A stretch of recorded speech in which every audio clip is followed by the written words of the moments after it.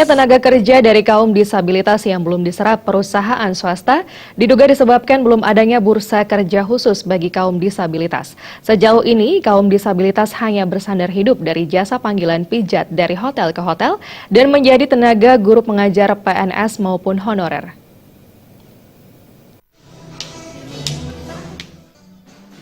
Menurut Ketut Sumartawan, akademisi yang sudah puluhan tahun bergelut dengan siswa disabilitas menuturkan, Undang-Undang Ketenagakerjaan Nomor 13 Tahun 2003 belum maksimal dilaksanakan oleh perusahaan swasta.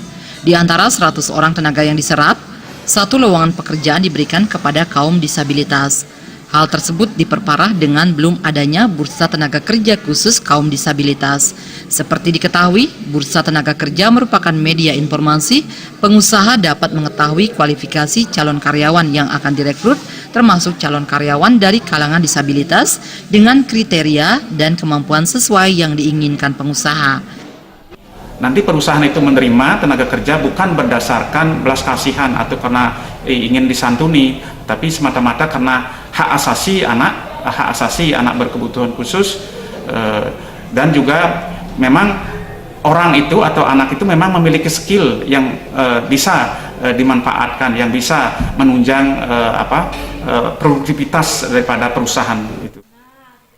Akademisi Made Suwarte, masih ada keraguan dari pihak pengusaha terhadap kemampuan lulusan kaum disabilitas merupakan salah satu hal terpenting. Hingga sekarang kaum disabilitas sulit terserap dunia kerja di sektor swasta.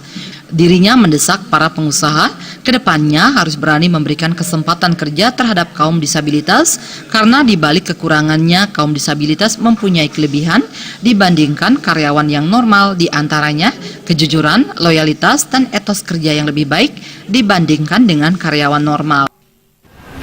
Perusahaan-perusahaan atau pihak-pihak yang membutuhkan tenaga kerja seperti misalnya kalau tunanetra itu kan bisa tukang pijit atau bisa di spa, di mana pihak hotel banyak memerlukan tenaga seperti itu.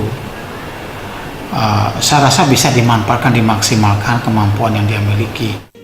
Kaum disabilitas yang mengenyam kesempatan pendidikan selama dirinya menuntut ilmu dibekali dengan berbagai keahlian, diantaranya keahlian pijat dan musikalitas, sehingga stigma mereka itu merepotkan salah.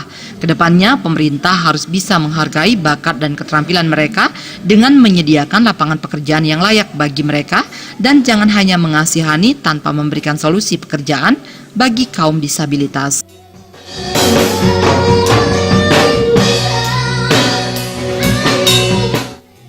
Gung Krisna, Bali.